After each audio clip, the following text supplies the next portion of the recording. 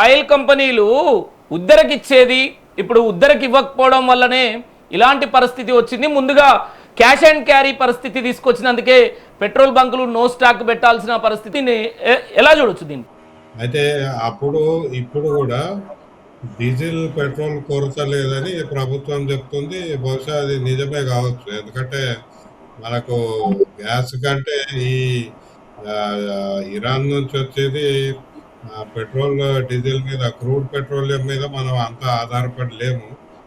మనకు మిగతా సోర్సెస్ కూడా ఉన్నాయి. ఈ మధ్య ట్యాంకర్లు కూడా వచ్చినాయి.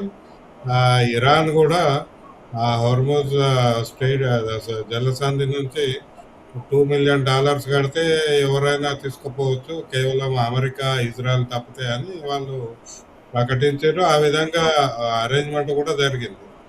So crude petroleum, diesel, petrol shortage లేదు.